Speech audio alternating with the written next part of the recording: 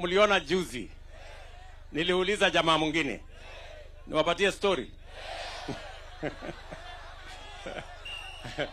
Juzi niliuliza jamaa mwingine, sasa wewe umekuwa uongozi 50 years, wewe barabara ya kwenda kwako ni ya vumbi, umekuwa uongozi 50 years, kama una akili ya kupanga barabara ya kwenda kwako, utakujaje kupanga uwe na akili ya kupanga barabara za kwenda kwa Wakenya hii ingine?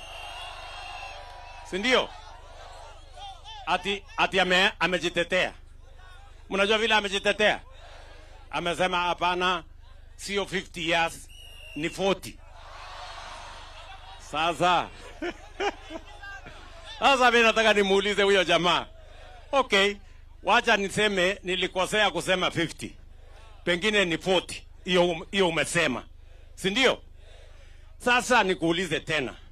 In 40 years haujajenga barabara ya kwenda kwako, unahitaji miaka ngapi? Kwa sababu 40 inaonekana ni kidogo. Unahitaji miaka 100 ngapi ndio uweze kujenga barabara ya kwenda kwako?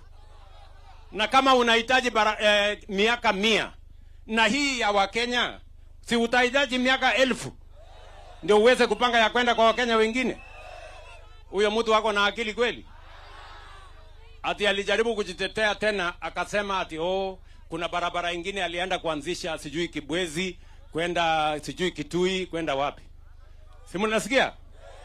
Wacha mimi nimwambie huyo jamaa, wacha nimpashe.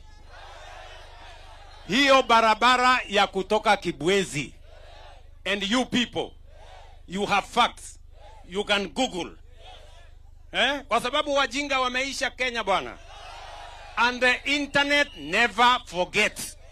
Mimi nataka mgoogle. Tarehe 6 December 2016, mimi na Uhuru Kenyatta tulikuwa Kibwezi, tukilaunch barabara ya Kibwezi Kitui kwenda Mbondoni. Hiyo barabara huyo jamaa anasema alilaunch. Tafuta watu wajinga my friend, waambie hiyo story. Nyinyi mnanielewa my friends? Si ndio? Ati hawa majamaa ndio wanajaribu kushindana na mimi. Watu wako chini sana bwana, wako chini. Hawajapanga chochote. They have no plan, they have no agenda, they have no vision, they have no they have no hawana sera. Hawa ndio watu we will hand over our country to such guys.